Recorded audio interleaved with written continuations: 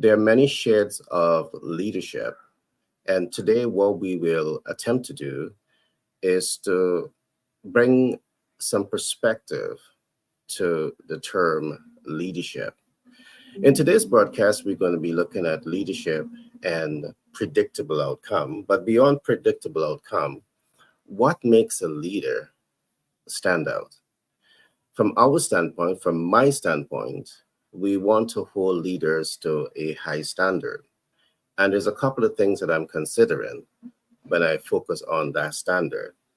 First of all, in working with the right leader in business, you want high reward, you want measurable results, predictable outcome with the highest degree of accuracy. The big questions, can we hold our leaders to such high standards? So today we're going to go do a deep dive into this type of conversation. Now, to support me in this conversation, I have three dynamic personalities that will be joining the conversation. I have Shivani Sinarain, and she is a project management practitioner. And what she will do is to help us to understand leadership from a project management standpoint. I also have Paul Whitehouse, and Paul Whitehouse is a business finance consultant. And he's the guy that really does the legwork to ensure that your business is properly funded and you're able to grow and scale your business. I also have Clement Frank. And Clement Frank, he has a background in economics. He's an economist by profession, and he's also a certified leader coach. So with that being said, I want to welcome each of you to today's program. And it's such a pleasure to have each and every one of you here today. Today we're discussing leadership, and do we hold leaders to high standard in business? So that's the broad conversation that we're going to be having today. So I'm going to just leave the floor open now. I'm going to reach out to Paul. Paul, can you talk to us about some of the financial instruments that you have before we crack the conversation open? Yes. Good morning, everybody. Patriot Business Finance Consultants, that's who we are. And we assist businesses obtain the financing that they need to grow with the best results and the lowest cost of money. So what type of financing is that? That would be financing for equipment. You might ask, what type of equipment?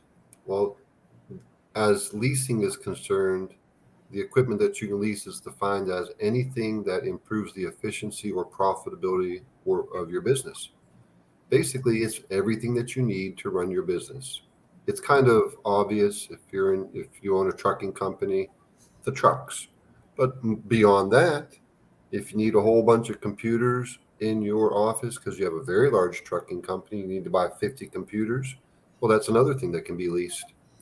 Real estate financing, commercial and investment, not owner-occupied residential, but commercial and investment property financing, we got that for you. The equipment financing and the real estate financing, the range is outstanding credit, good to excellent credit, absolutely got you covered. That's a very easy approval with the lowest cost of money. And then, bless you. Thank you. And yes. And if you have difficult credit, money down turns a no into a yes. With every lending scenario, that's the way it is. Other than if you're at the bank, because the banks have a certain, they got guidelines. And if you are 1 or 2 points below their score, or if you are outside of their guidelines, whether it's a mile outside of the guidelines or 1 inch outside of the guidelines, that loan officer at the bank can't say yes to you. He's bound by what he can do. Let's compare that to the lenders that we represent. The lenders that we represent, it's their money. It's not depositors' money, and they're very flexible. Their guidelines are, well, it depends on the individual lender, but with some of these lenders, 0 credit score, money down turns a no into a yes. Others are 600 minimum and up. But the point I'm making is you are approved. We can make it happen for you. We have a wide network of lenders, and they want to say yes. They don't want to say no. Here's why. They make their money on putting money out there, and that's the only way that these lenders make their money. I mean, money's their inventory, and they need to get it off the shelves. I've said that before, but that's the fact. Whereas a bank, they make money on lending, they make money on credit cards, they make money on auto loans, they make money in many different angles. Our lenders only make money on equipment financing or real estate financing. So there's a couple more products, but I don't want to talk too long. I'll get into that at another time. And you want to work with us? PatriotBFC.com, Paul at PatriotBFC.com, or email Gary. The email is going to come across here in a little bit, but make sure you email Gary and I at the same time so we can coordinate and set an appointment with you. All right, thanks for that share, Paul. Now, I want to get the conversation started on today's topic by looking at some of my experiences in business. Every so often, a client or potential client is going to ask you, what is the fastest way to cash flow your business? And being trained in business, understanding some of the elements of doing business, and one of those elements is that it takes a business about 5 years to reach that break-even point. And you recognize that over a period of time, that is not what the rising star in business wants to hear. All right, they cannot survive that 5-year growth curve, and the facts are showing that. Because as we look at some of the reality,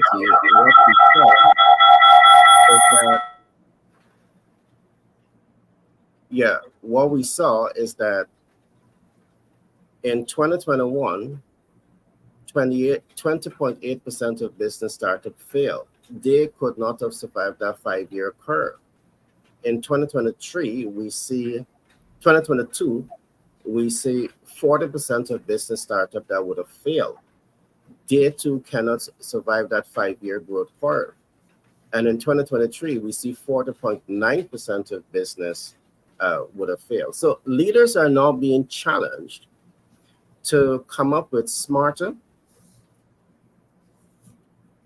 faster way to help rising stars in business to cash flow their brand. So today I want to talk about a couple of things. Is there a fast or faster way to help rising stars in business to cash flow?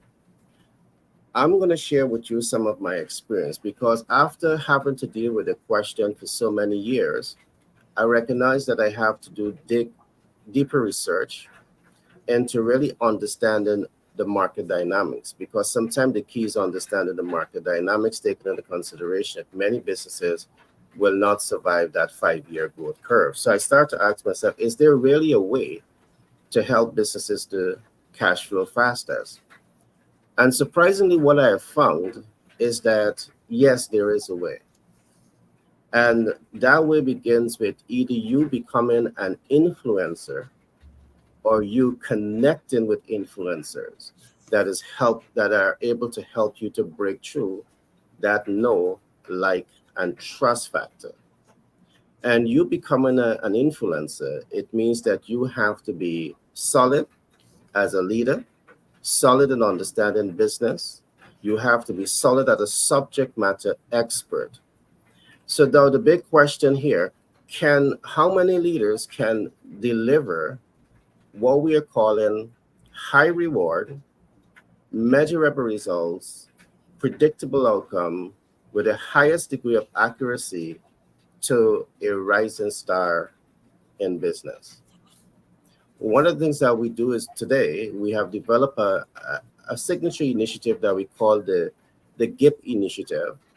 And what GIP stands for, it stands for Global Influencers Partnership Program, where we are now able to work with our community, rising stars in business, and we can say to them, hey, we're going to help you to become an influencer. And 2, we're going to expose you to a platform that has over 2 billion potential consumers. And along with that, we're going to carry you to a platform where we can also monetize you within 2 months. And that to me, we not done that research, we would have remained on that 5 year curve. But for us, we're asking ourselves, how can we deliver high reward to the client? How can we deliver measurable results to the client? How can we deliver predictable outcome to the client with the highest degree of accuracy? And as a leader in business, the last thing that you want to be doing is taking money from a client, knowing that you may not be able to deliver results, predictable outcome. And I'm happy that after we would have challenged ourselves, we have now come up with what we call a formula that can really help businesses to start to cash flow in the shortest possible time. So I just want to introduce the top talking point here, and just to leave the floor open. I want to come now to Paul. I know Paul would have had some conversation, but I want to look at some predictable outcome when we are dealing with Paul matters. When I One of the predictable outcome that I see with Paul platform is that I can say, Paul, I have a client, and the client needs to access um, factoring. Can you walk the client through the pre-qualification process to access factoring? And I can literally predict that Paul, as a leader, at the end of the day, he's going to be able to deliver on factoring. Paul, I just want you to give me like a step-by-step approach as to how you can get predictable outcome with factoring or real estate investment, just to help the public to understand some more of what we're talking about when we talk about leadership and predictable outcome. Yes.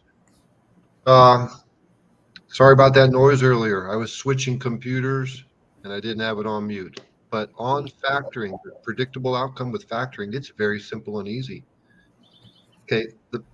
Obviously, you have to be in business. You're the client. You have to be in business, no lawsuits. That's pretty simple. And then the other questions would be related to your clients. Your client's credit and your client's payment history is what determines whether you are approved for a factoring relationship. It's not you. It's me, not you. Well, right? Okay. Uh, Trying to be funny. Uh, I got you. Yeah. So the client obviously just have to be a company in good standing. But for that, our client to get approved for factoring, then it really depends on their customers' credit worthiness and payment history. That's simple. And with factoring, you're going to have many customers. You're going to be factoring many invoices. You don't just factor for one client. If you've got 100 clients and you got a cash flow problem, you're literally factoring every invoice. Or you can factor half of them. Really, the choice is up to you. But everybody that you factor, they have to have time in business and they have to have credit worthiness. And the factoring company has their systems to determine that. So factoring is very simple. Do you qualify for real estate financing? Very simple. I ask a few questions, and those questions are going to be uh, property value. What is the property value? Where are you at in the process? Do you have the appraisal? Have you started the title work? And we take an application, submit it to the lender. Before we do that, of course, I explain it to the client. Here's the process. We're going to take an application and collect some information. We're going to submit that package to the lender. 4 hours later, probably by the end of the day, right in that time range, we're going to have a term sheet to share with you. I get the term sheet, I email it to the client. We all go over the term sheet together. It shows payment, cost of money, term, length of the loan, or any other stipulations that need to be fulfilled. Simple. If the client likes what they're seeing and they're good with it, sign it, return it to us, we'll return it to the lender, and the process kicks off from there. Predictable outcomes. People will often ask me, what's the time frame? Well, if we're looking hard money lending, we're literally looking 2 weeks. As fast as the appraisal can get done, as fast as the title work can get done, the money is coming from the lender directly from them. They have immediate control. They don't have to go through committees and get committee approvals. They know they just say yes. So my predictable outcomes are: we're going to get a term sheet. I'm going to review it with you. If you like it, sign it, send it back to me, and we're ready to go. So simple as that. All right, thanks for that share, Paul. Simple as that may not be as simple as that. I mean, the fact is that you have labored here for many years, Paul.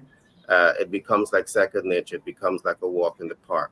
But the beauty about working with someone like you is that you have so much of years of experience doing what you're doing. You understand what you're doing, like the palm of your hand. You understand the process. It's because of that you can actually have those predictable outcomes. So I want to thank you for that share. Yep. I want to come to Shivani. Shivani is a project management practitioner, and how do you see this question relates to project management, leadership, and the whole issue of predictable outcome? I know in project management we often talk about start date, end date, completion criteria. Perhaps you may look at other factors like the budget for the project, human resources, and so forth.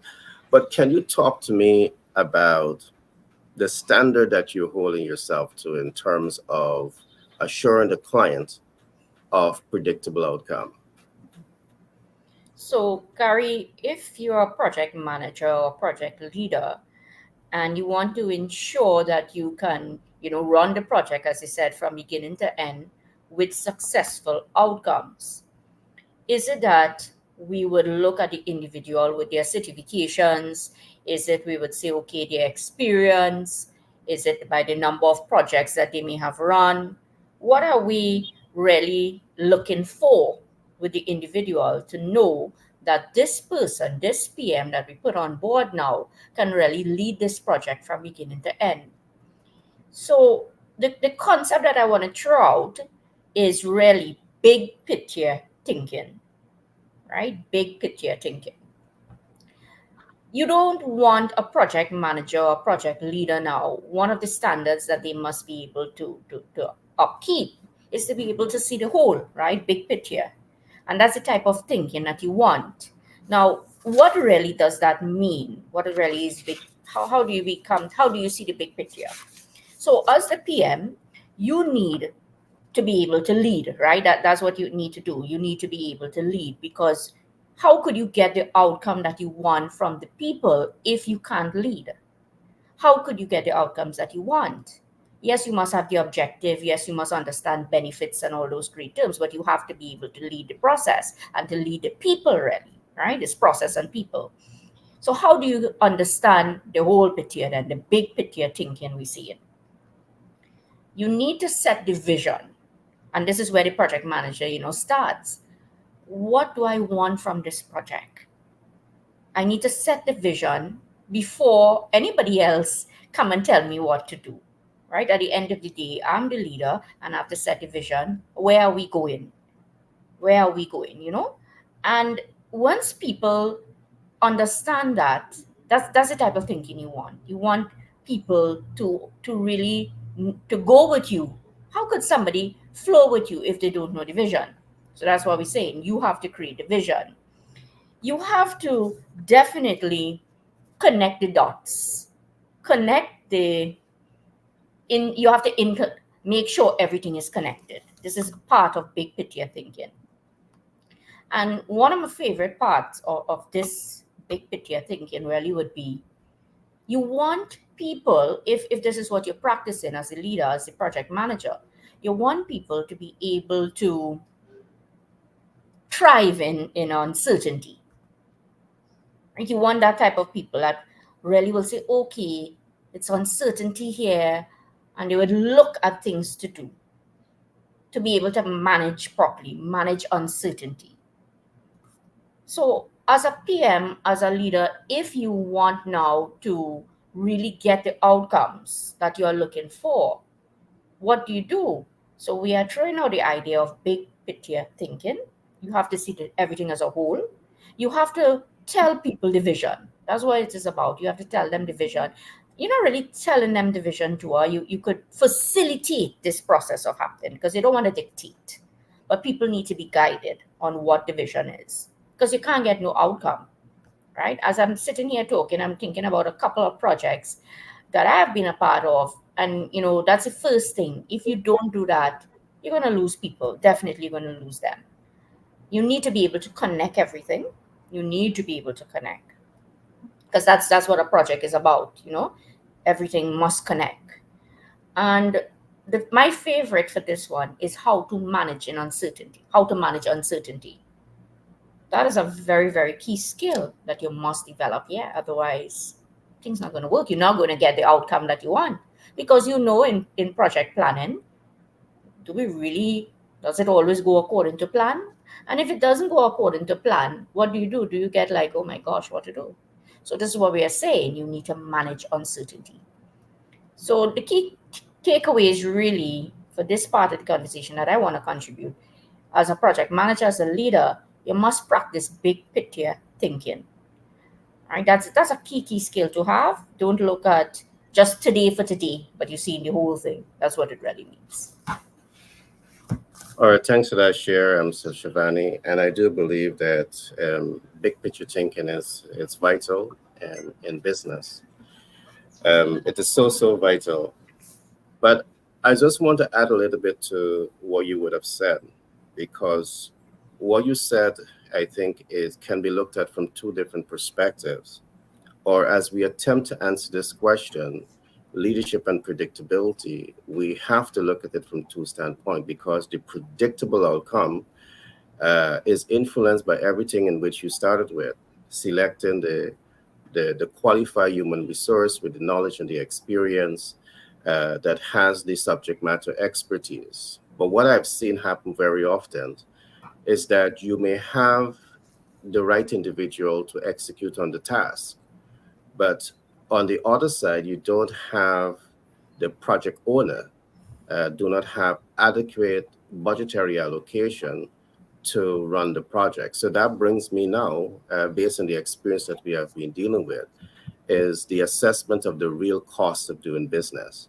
Because you as a project manager, you as a manager, you as a leader, when you take a project, even with you not fully understanding the cost, the real cost to run that project, and you start that project, sometimes you get into budgetary allocation problems. And because of that, the project in itself is compromised. One of the things that I find that we have to do now, before we start working with the client, we have to assess where the client is at in terms of budget.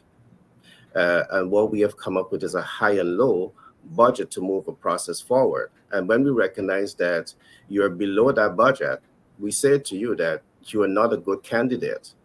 All right. Or if you're below, but you're willing to do some legwork to move your vision forward, we're going to work with you. Like, for example, you may not have cash at hand, but you may have an excellent FICO score, you may have an excellent PAYDEX score, and you're willing to take on debt or equity to move the vision forward.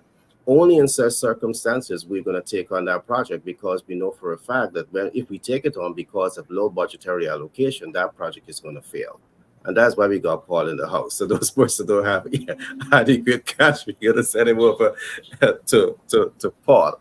So I really love the statement that you would have made. And I see we're getting some big shout out all the way from Taiwan. So I want to say hello to that young lady from Taiwan who is busy in the chat, reaching out to us. Yeah, so I just want to add that. So we can look at this from two perspectives. The internal factors that is going to help in the predictable outcome. And Shivani, you're right. You want to have the experience and qualified and knowledgeable personnel, but along with that, the project owner, they must be able to make adequate budgetary allocation to move that process forward. Just a quick example before I come to Frank. What the GIP initiative does, it really is designed to help a rising star in business to get visibility. And we have started a number of initiatives and we have seen how it works. In less than 30 days, we have been able to attract over 20,000 new supporters to our platform. And that is music to the ears of any rising star in business because it gives you a great chance to cash flow optimize. But to get to this point, there must be a budgetary allocation to get here. If you don't have that budgetary allocation, we can't work with you. So I just want to re-emphasize that point. There's a fast way to get to cash flow, but it's not necessarily cheap. And as time progresses, we're going to go into that.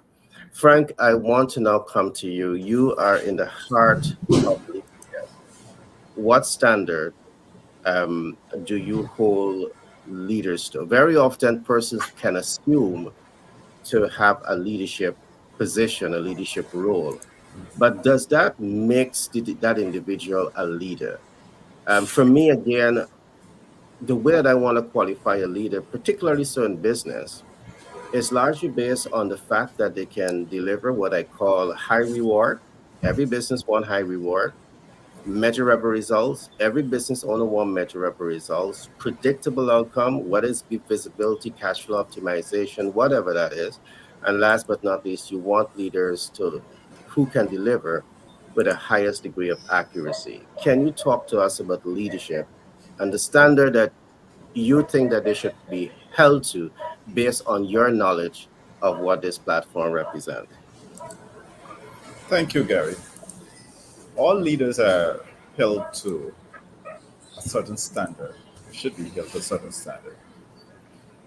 Because if you're seen as a leader, the business success or failure eventually rests on you. And as such, I want to look at one of the skills that can um, go into leadership, and that is where we talk about decision making. It's an important aspect of leadership skill. Um, the managers use leadership abilities in order to guide their team members. They do that in an effort to improve the organization. So leadership may require managers to make decisions that will impact employees. To make effective decisions as a leader, it may be helpful to understand how that decision making skills can make help you make those tough choices. Um, you may ask, what is decision making? Is a leadership skill that managers use to assess the situation and determine how the organization may proceed. And the decision making process involves steps like identifying the challenge. Well, in this step, what happens is that the manager discovers an issue and determines the circumstances that led to the situation. Um, then you have to devise solutions. So after learning more information about the case, the manager, the leader, creates one or several possible solutions. But then they have to weigh the options too.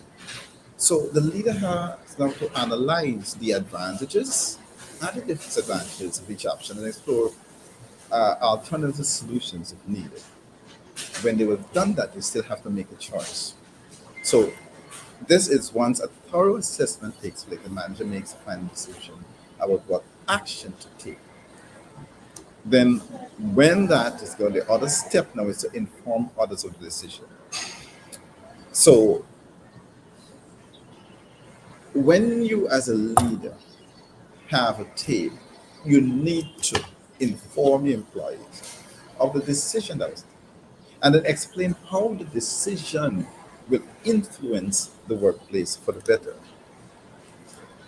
All leaders of organizations undergo decision making protocols for several reasons, and that includes implementing new company policies, designing budgets and allocating financial resources, recruiting and training new employees, creating organizational goals.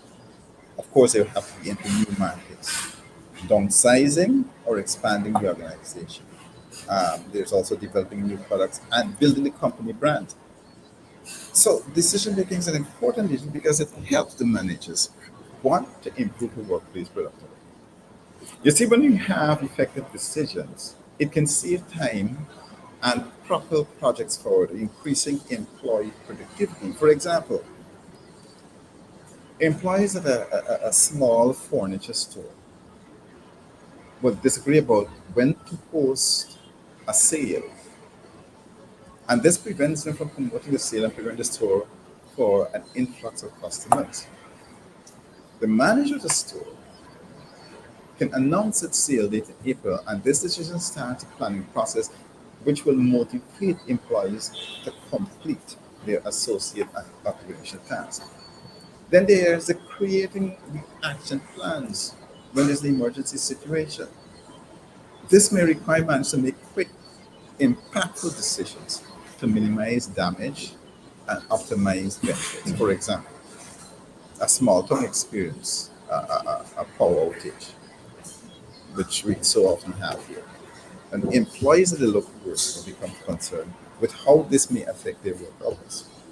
It's a leader to decide to open the store operating on a generator and provide work hours for employees who can safely travel to the store. This ensures that employees can work to earn income and the store receives business. So when unexpected situations occur, it's important for the leader to assess organizational needs and decide how to proceed.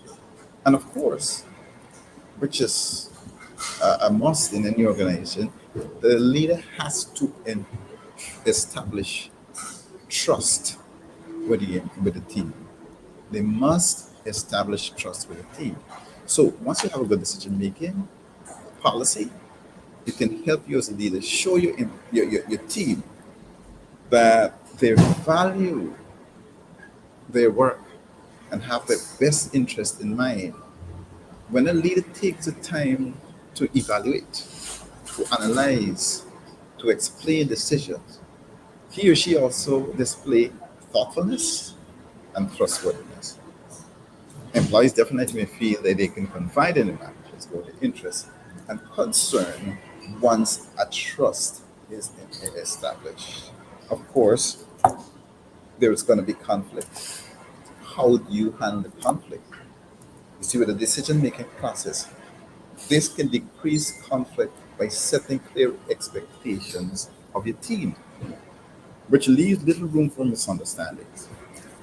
And so, as a leader, you can provide direction on how your team collaborates to achieve the organizational goals. For example, if you assign teams for major products to distribute the work evenly, deciding on the standards you want for your team can then promote shared understanding instead of confusion.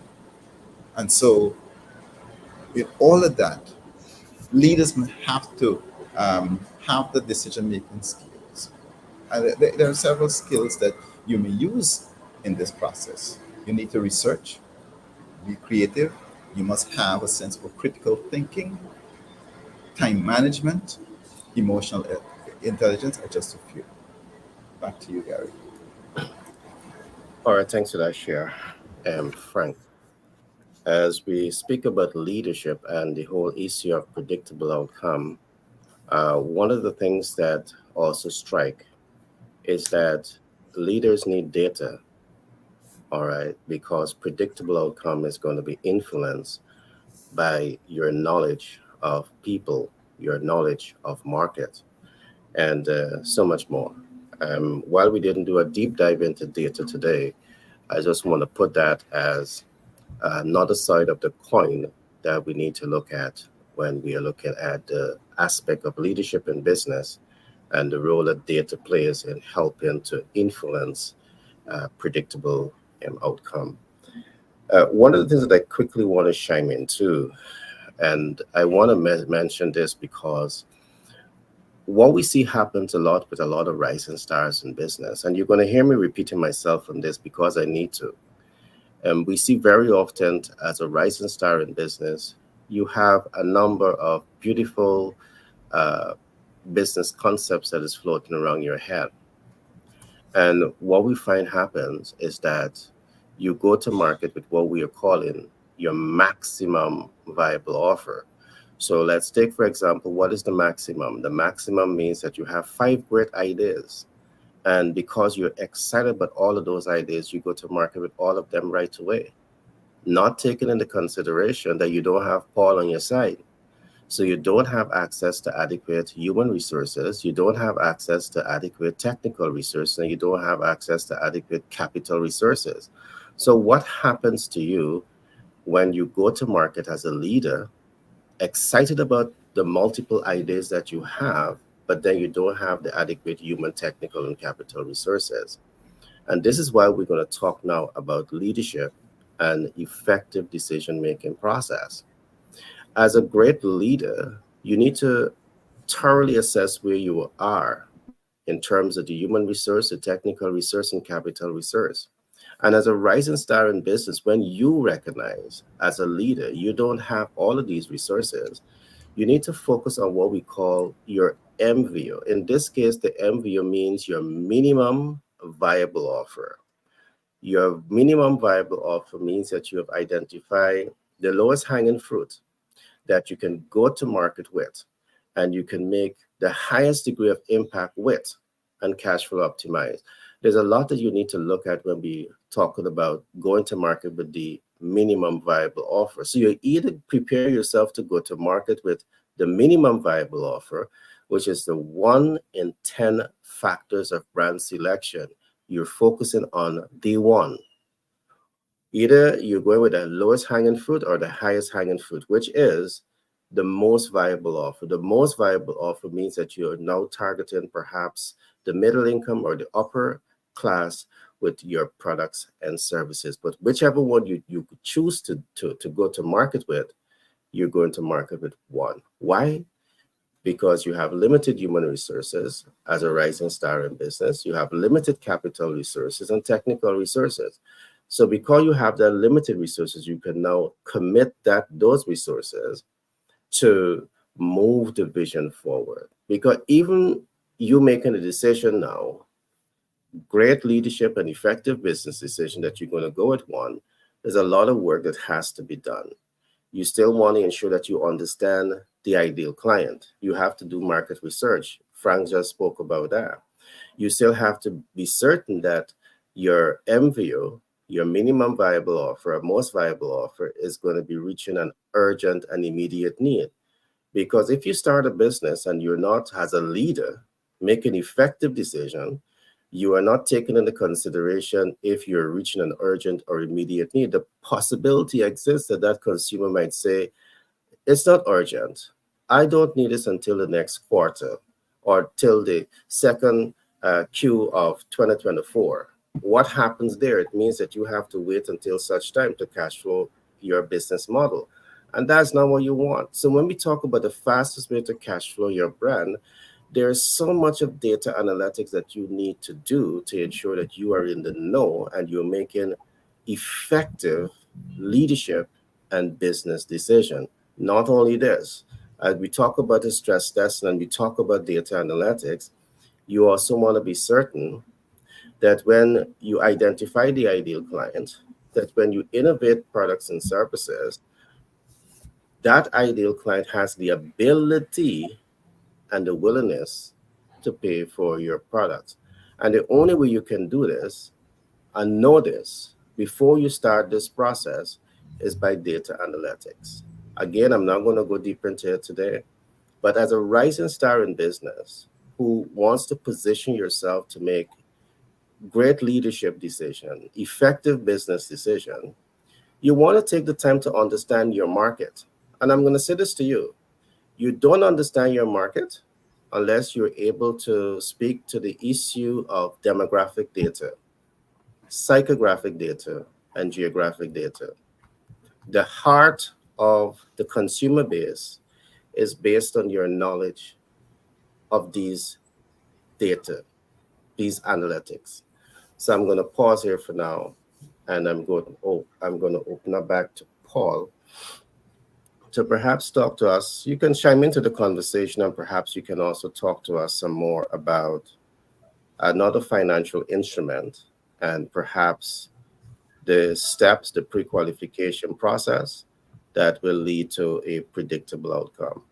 I think perhaps Mhm. Paul platform is perhaps one of the easiest because he has clear systems. Once you follow those systems, the predictable outcome is there. All to you, Paul. Thank you. Chiming in on the subject, I can do it real quick and simple. Okay, predictable outcomes comes from doing it the same way all the time, which is a standard operating procedure, which is you should have a bunch of SOPs. So that's my quick chime in on that. I like And that. yeah, and okay, predictable outcomes with equipment financing. Let's look at two scenarios: good to excellent credit, more than 3 years in business, making profit and revenue that enables you to make the new payment. That's easy. That's an instant approval. Have that real quick. It's going to be 5 years term for you to pay it off, and you're going to have the lowest cost of money. That's simple and easy. Let's look at the further other end of the scale: startup business or difficult credit. Let's go startup business with difficult credit. Can that be accomplished? Let's add in pre-revenue. Startup business, difficult credit, not going to have revenue for 3 months. So how's that look on a term sheet? I can predict with definite accuracy that it will look like this. Cost of money is going to be 15%. No, not 13, not 14. It will be 15. You will have 3 to 4 years as your term, not 5. And you're also going to have to put in 6 to 12 of the monthly payments in advance in an escrow so that that payment can absolutely and definitely be paid every month. That's what the lender wants. And they want that because they want their monthly payment. They don't want you to default. They do not want you to miss 3 payments and they have to come get the equipment. They don't want that. So that's why you got to put in 6 to 12 months of advance payments because you're not going to be making money. Where's the payment going to come from? It's got to come from somewhere. You better put it up in advance so it's made. So those are two predictable outcomes with equipment financing. And one more, let's go into the middle ground of that. Difficult credit, but you have 3 years or more in business and your company's making a lot of money. I can predict that the term sheet from that type of deal will range. Cost of money or down payment will be required because there's difficult credit. I know that. That's a prediction for sure, and I would bet money on it. So next one is going to be it's going to be you're going to have you're not going to have 5 years. You're realistically going to have 4 years, and down payment. I can predict that with accuracy. 15 If you get 10%, you're fortunate, and that'll be because you have time in business and experience.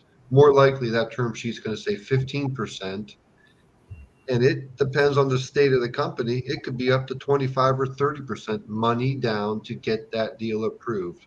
If there's difficult credit, I can predict accurately that money down is required.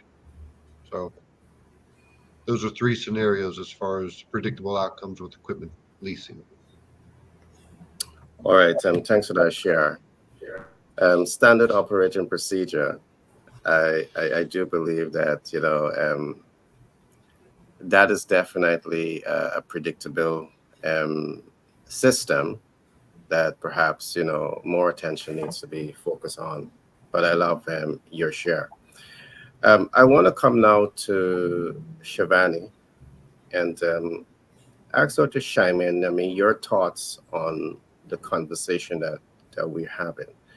Uh, from your vantage point, do you believe that it is a must that we hold leaders and professional to that high standard of, you know, before we are interfaced with them, you are able to be in that position of strength where you know the high reward that you're going to get. You have measurable results, predictable outcome with the highest degree of accuracy. How important is this for you in managing your projects? So, as a project manager, I mean, it all starts with us. We have to lead. So, we have to set the direction. You know, Yeah. we have to set the direction. But flowing into your conversation, what do we really want from leaders? What about creative thinking? Just as how we have big picture thinking, we want leaders to think creatively as well. In projects, depending on the project that you have to manage, you are maintaining, you are not creating, right? So, like for example, in facilities management projects, the building is created for us to maintain. So, just that word alone might throw us into the thinking that we don't have to create.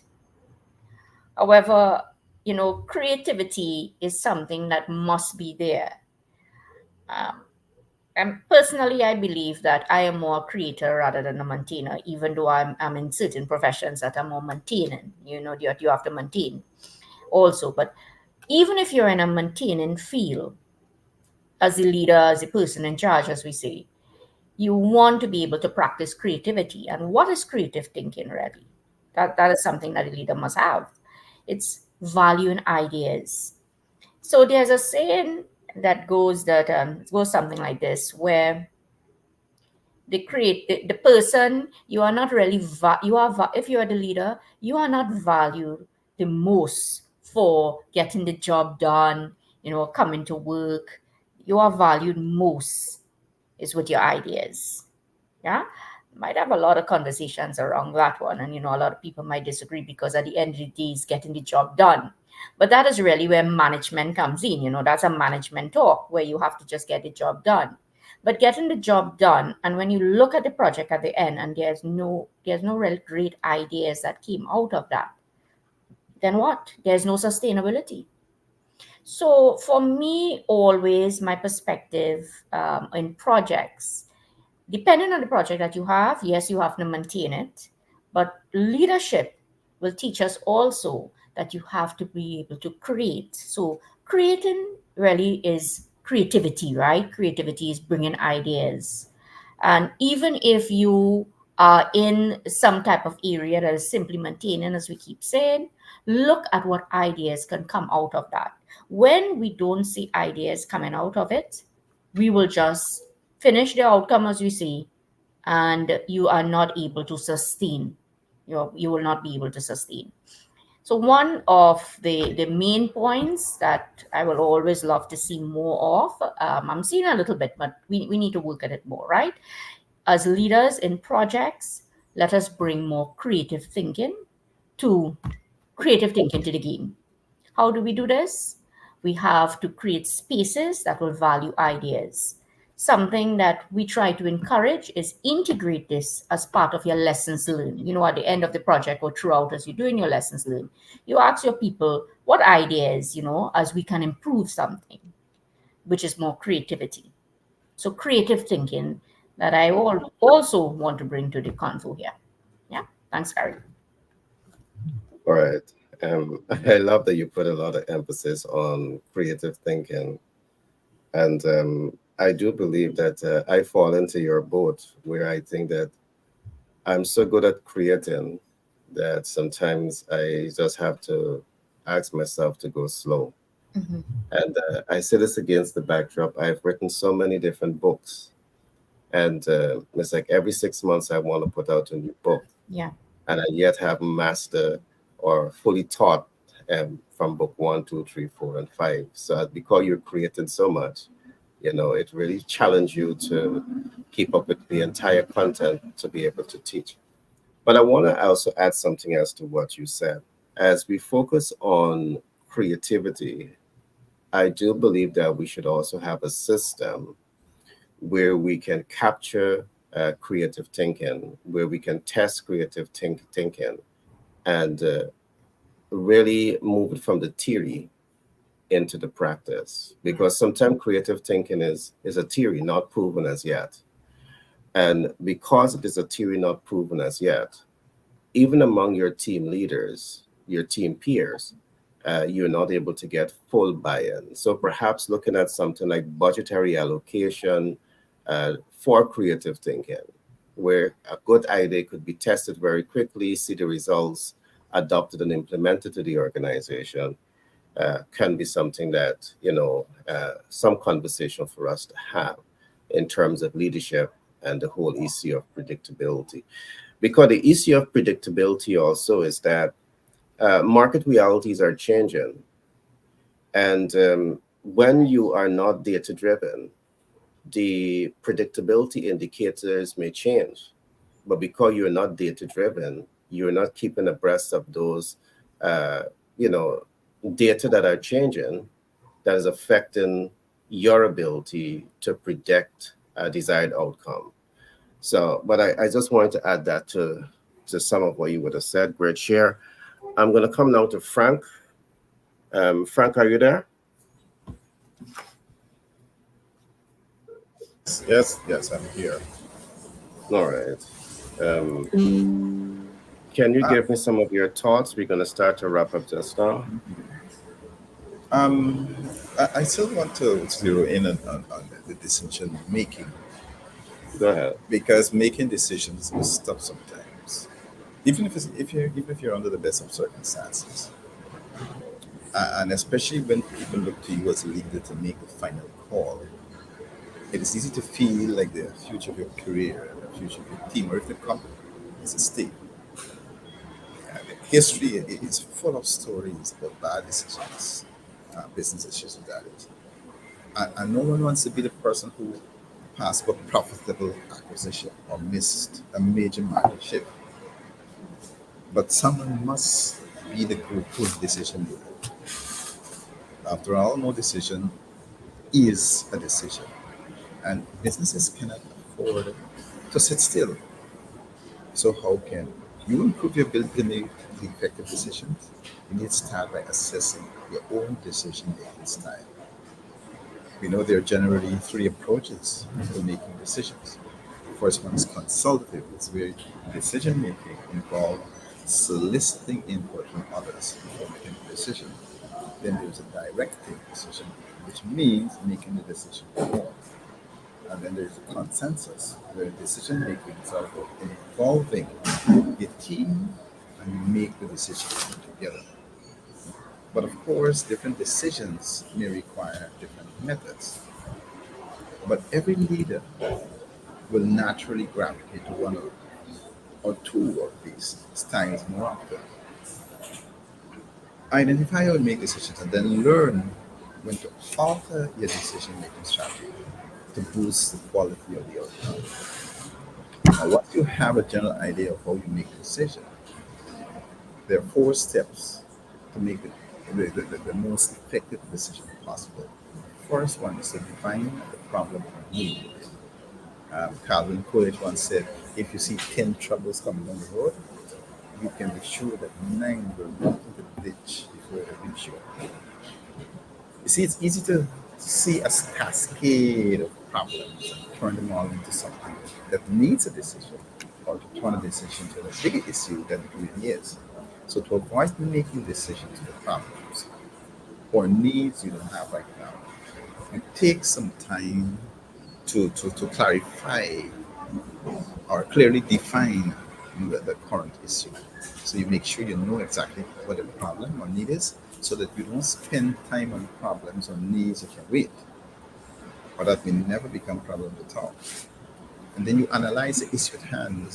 This step is probably one that causes the most analysis paralysis. It's easy to overanalyze a problem or need. So you try to confine your analysis to one issue. What is the importance of this? Who is impacted? If you can look at potential downstream impacts without getting stalled, that's fine. But don't let what ifs delay the decision too long. So you can ask for inputs if necessary. Then you need to implement and communicate. Once you've made a decision, you implement it, you communicate it, and you don't let the time lag between decision and implementation any longer than necessary. If there's a lack of action and transparency, it can lead to distrust and instability in your team or the organization. Then you learn from the process and the outcome. It's tempting to crow about good decisions and weak bad decisions on the road. However, both can offer good learning opportunities about what decision style is best. what level of tolerance your team or company has for ambiguity and so on. In addition, if the outcome of a decision is negative, assess it honestly and look for ways to redirect. If you admit and learn from mistakes, it can help you grow the trust among your colleagues. I know making decisions can be risky, and when other futures are on the line, it's tempting to avoid them. But identifying your preferred process and then taking a step by step approach can make that process less risky and more likely to produce good outcomes. All right, thanks for that share, Frank. All right, I'm going to now come around for some closing remarks. Um, but just before I get there, just let me say a couple of things. I do believe as leaders, particularly so in business, you want to hold yourself to high standards. And I say this against the backdrop in my experience in dealing with a lot of rising stars in business. They tend to make some kind of budgetary allocation to their vision. And sometimes they interface with leaders that do not fully understand their subject matter expertise to the extent to guarantee predictable outcome. And when that happens, you find that a number of persons who are the consumer base, they tend to feel hurt and betrayed. And this is one of the reasons why I raised the topic, predictable outcome, because I do believe that when leaders take the time to understand their area of expertise, when leaders take the time to understand data analytics, when leaders take the time to understand how data analytics will enable them to achieve the predictable outcome for the client, it puts them in a much better position to deliver quality consistently above and beyond the client's expectation.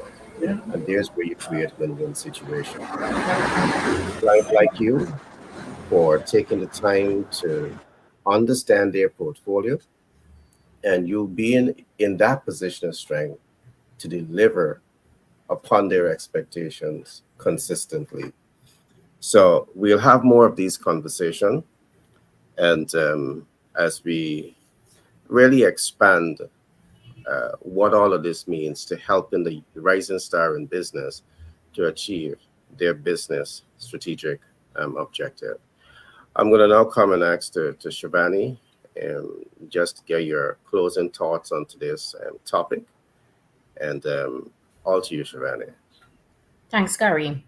Now, as a project leader, if our thinking, as we keep saying, is very limited, and we keep thinking about just the outcomes and getting the job done, I have continuously seen that we will not have the project, the product of the project may not meet the standard that we want to achieve, because we are just looking at bringing the project to life, and to completion rather.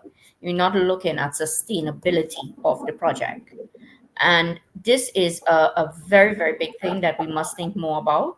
How do we become more sustainable project managers? Sustainable thinking for continuing, whatever the project is, how do you operationalize it? And that's where sustainability comes in. How do you sustain? Do you have a sustainable management plan? Are you able to transition this project now within the organization? So big picture thinking helps me to do that, where I could see everything. I could see the thing as a whole, the project, but not only to the end, but to be able to operationalize it as well. So my 3 points here that I really want to contribute: big picture thinking as a project leader. We must do that. We must also practice creative thinking, and that's a concept we need to do some more deep dive into, and how that can really assist us in projects, which will assist us in business. And my final point, really, for today, to close off: sustainability, sustainable thinking. don't. I saw a number of projects. One of the examples we had in facilities management, we set up a container, right? I set up a container to do a production studio, and it never came off, right? Now we'll say to ourselves, oh, well, facilities management did the job, right? We constructed, we did the container, and this is going to be a production studio. However, it never came out into what it's supposed to be. And the reason is not we didn't give you the container. That wasn't supposed to be the project itself. We're supposed to have different outcomes and different benefits of it. So the operationalizing of that project was never done to what it was supposed to be. So we give you ask us for something and we give it to you. Right, good. We met the client needs. However, the operationalizing wasn't done successfully. And this is where sustainable project management could have come in. So part of the wrap up for me, big picture thinking, creative thinking, and sustainable project management. Sustainable thinking. Thanks, Gary. All right. Thanks for that share, Shivani. Paula, I'll now come to you. Your closing thoughts on today's topic. Okay, mine are pretty simple. If you know your product or service inside and out, you're always going to have a predictable result. I would like to try to make it more complicated and sound smarter than I am, but that's it. That's as simple as that, in my opinion. And have standard operating procedures. Do at the same time, all the time, immediately. Those are predictable results. There you go. All right. Thanks for that share. Yeah. Can you walk us back through some of the financial instruments before we close out? Sure. Equipment financing. We do that through equipment leasing. Sale leaseback. Well, let me touch back on equipment financing. Any industry, any state, any credit, any equipment. That says it all right there as far as us helping you get equipment. Okay. Sale leaseback. If you need working capital, you can get a line of credit. We can help you with that. But sometimes that's not the best way to do it. Or sometimes you cannot get a line of credit because the credit score is not high enough, or you don't have enough time in business. To get a business line of credit, you have to be in business typically, unless there's other circumstances involved, which is very rare, typically more than 3 years to get a good line of credit. So if you don't have good credit, or if you can't get approved for a line of credit, how do you get working capital? It's called sale leaseback. If you own equipment free and clear or with a low balance, that's an asset. We can pull money out of that in the form of a lease. You sell it to a leasing company. We can set that up for you, and they buy it from you, pay you cash. You got your cash, you got your working capital, make the payments every month. You're going to have a 3 to 5 year window to do that, a term. You own the equipment. But during that time, you keep the equipment. You keep operating with the equipment. You need the equipment to make money. So the equipment never leaves your business. That's a sale leaseback. Real estate financing, commercial investment, factoring, purchase order financing, everything industrial hemp fiber we want to work with. If you're listening to this and you're into industrial hemp fiber, we need to talk. Uh, Growth capital, existing companies with strong financials.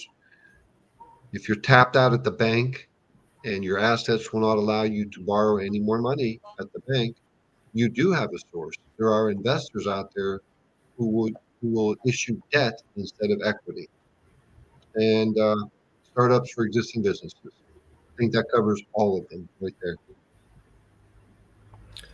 All right. Thanks for that share. And Paul, in conclusion, I want to thank the viewers from across the world who have taken time to be here in today's program. I see we have persons from all over the world. I want to say a big shout out to Lam from Taiwan, and all the others who are looking at this program and who will be looking at the rebroadcast. I want to encourage you to like, subscribe to the program, and share, so you will be the first to get these content that we are bringing to you on a regular basis. I want to also thank Shivani. Shivani is a project management practitioner, and she has years of experience, and she has that commitment of working with businesses to help businesses to grow and scale. So this is a subject matter expert for you to get to know, like, and trust. I also want to say, and we have Frank. Frank is an economist by profession. He's also a certified lead, and he is the kind of person that you definitely need on your side to really get you soaked into the concept of leadership and the significant role that leadership can play to help you to fast track the growth of your business. Because in fact, your business rise and fall in leadership, and he will teach you all that you need to know about leadership. I also have Paul Whitehouse, and Paul Whitehouse. He has years of experience not only as a real estate investor, but from real estate investment, he is now providing capital to various types of businesses to help them to achieve their business objective. So whether you are into real estate and you need capital to expand your portfolio, and Paul is the kind of guy that will help you to access that. Whether you're in business and you need equipment financing or leasing finance, Paul is the go-to person that's going to help you to access capital. So what we have done here, we have brought together a team of persons, a dynamic team of persons that can really help you through anticipated challenges that you may have in business. And our aim here is to ensure that we get you past those curves as quickly as possible. When you come to us, we're going to definitely be talking to you about the fastest way to cash flow your business. And believe me, when we say that we can help you build systems to start to cash flow your business within 2 to 3 months, and we're talking major cash flow here, we mean it. We're going to expose you to a platform where you can get access to over 2 billion potential consumers. This should be music to your ears in business, but we can do this for you. With that being said, I want to thank my team for being here today again, and we do this again tomorrow. And you guys do have a great week ahead of you. Be blessed and see you tomorrow.